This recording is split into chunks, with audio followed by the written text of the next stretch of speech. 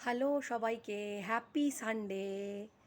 Actually আজকে আমি একটু হাউস হেল্প বা মেড বা 2 বছর আগে অবধি যাদেরকে আমরা কাজের লোক বা কাজের মাসি বলে ডাকতে অভ্যস্ত ছিলাম তাদের নিয়ে কথা বলবো। আচ্ছা, এই যে তাদেরকে সম্মান জানানোর জন্য আমরা হাউস হেল্প বা ডোমেস্টিক হেল্প বা মেড বলে ডাকা শুরু করলাম, ডাকের সাথে সাথে তাদের প্রতি সত্যিই কি সম্মান বোধ করলাম? সত্যিই কি তাদের ততটা সম্মানের চোখে দেখা শুরু করেছি? আমার মনে হয় না। এই ভিডিওটা করার ইন্সপিরেশনটা তাই পাওয়া গেল একটা অ্যাড থেকে।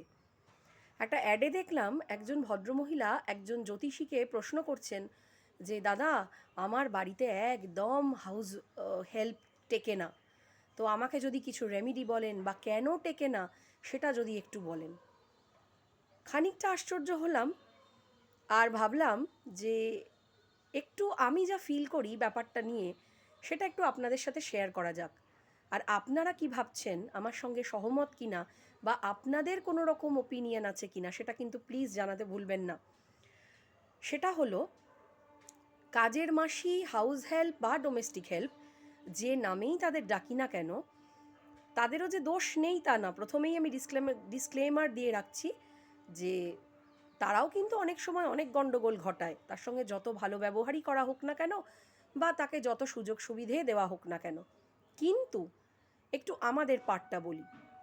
তিনি বাড়িতে ঢোকার সঙ্গে সঙ্গে ওই যে একটা রণংদেহী মূর্তিতে আপনি তার ওপর ঝাঁপিয়ে পড়লেন এবং বলতে শুরু করলেন, কালকে তোমার রান্না করা মাছের ঝোলটা অখাদ্য, মুখে তোলা যায় না।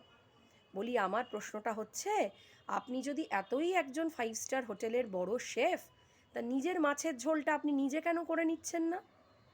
বা আপনার হাতে যদি এতটাই সময় আছে যে নিজের এবং নিজের বাড়ির রান্না পুরোটাই আপনি সুন্দর দুর্দান্ত সামলে দিতে পারবেন, তা খেয়ে যেন মনে হবে কোনো নামকরা বাঙালি হোটেলে একটা মধ্যাহ্নভোজ সারছি, তাহলে তো আপনি নিজেই সেটা করে নিতে পারেন। সেটা পারছেন না যখন, তাই জন্যেই তো তাকে রাখা। তাহলে যার কাছ থেকে যতটুকুনি হেল্প পাওয়া যায় ততটুকুনি হেল্পকে অ্যাকনলেজ করতে শিখুন। ততটুকুনি হেল্প যে আপনি পেয়েছেন, আপনার কাজের যে বেশ কিছু সুবিধে হয়েছে, অ্যাটলিস্ট সেটাকে একটু অ্যাকনলেজ করুন।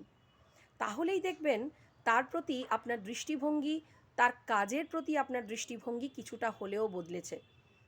কিংবা যিনি বাসন মাজছেন তার উপর আপনি ঝাঁপিয়ে পড়লেন, তুমি অমুক দিন যে কড়া মেজে গেছিলে তার 30 ডিগ্রি অ্যাঙ্গেলের পোর্শনটা এত বাজে মেজেছ যে সেটা দেখে তার 45 ডিগ্রি অ্যাঙ্গেলও প্রচণ্ড কাঁদছিল। বলি, এত খুঁত ধরা শুরু করলে কারুর কাছে সম্মান পাবেন না এবং দুদিনও আপনার বাড়িতে কেউ টিকবে না। তাই অযথা অ্যাস্ট্রোলজার, নিউমোরোলজিস্ট, ট্যারো রিডার, তান্ত্রিক, জ্যোতিষী এদের কাছে না ঘুরে একটু সেলফ অ্যাসেসমেন্ট করুন যে আপনার ব্যবহার কতটুকুনি বদলালে আপনার সুবিধে অসুবিধাও আপনি তাদেরকে কনভে করতে পারবেন।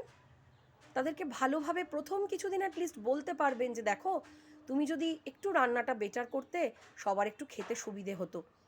সারাদিন খেটে খুটে এসে যখন সবাই খেতে বসে তখন যদি একটা ভালো রান্না না হয়, কেমন লাগে, খুব কষ্ট হয় জানো তো। আমি বিশ্বাস করি কিছুটা হলেও তারা আপনাকে সম্মানের চোখে দেখবে এবং আপনার সমস্যাটা বুঝবে। অথবা বাসনটা একটু ঠিক করে মেজো গো দিদি বা মাসি, জানো তো নোংরা বাসনে খাওয়া তো খুব একটা ঠিক নয়, আমি জানি তোমার অনেক তাড়া আছে, কিন্তু তাহলেও যদি আমাদের দিকটা একটু দেখো, তাহলে আমিও তোমাকে বছরে কত টাকা বাড়াবো সেটা আমিও নিশ্চয়ই ভাববো। তাই আপনি যদি তাকে এটা বোঝান যে আপনি তার সুবিধে অসুবিধেগুলোকে বোঝেন, তাকে অ্যাকনলেজ করেন, তার কাজটা আপনাকে হেল্প করে, সেই মানুষটার কাজ আপনার সত্যি প্রয়োজন, আমার স্থির বিশ্বাস সে 2 দিন না শুনলেও 3 দিনের দিন আপনার কথাগুলো বিবেচনা করতে বাধ্য হবে। এটা কিন্তু একটা কমন হিউম্যান ইনস্টিংক্ট। তাই আজকে রবিবার, হ্যাপি সানডে। আজকে তো প্রায় ধরুন অনেকটাই দুপুর হয়ে গেছে। কাল সকাল থেকে রণংদেহী মূর্তিতে উগ্রচণ্ডী রূপ না ধরে তাদের প্রতি একটু সহানুভূতি দেখান আর তাদের ভুল ত্রুটিগুলো একটু সম্মানের সাথে একটু ভালো ব্যবহার করে বোঝান। আশা করি এই যে লোক টিকছে না সেই টেনশন, নিজের কাজের টেনশন, সব কিছু মিলেমিশে একাকার হয়ে যাবে না। আপনিও আনন্দে থাকবেন, তারাও আনন্দে থাকবে, ফলে আপনার কাজটা অনেক স্মুথ, ইজি এবং পিসফুল হবে। কি কমেন্ট করছেন তো? আপনাদের মতামত কিন্তু জানান। আর অবশ্যই আমার কন্টেন্ট ভাল লাগলে সাবস্ক্রাইব করুন। খুব ভালো থাকুন, দেখা হচ্ছে পরের ভিডিওতে।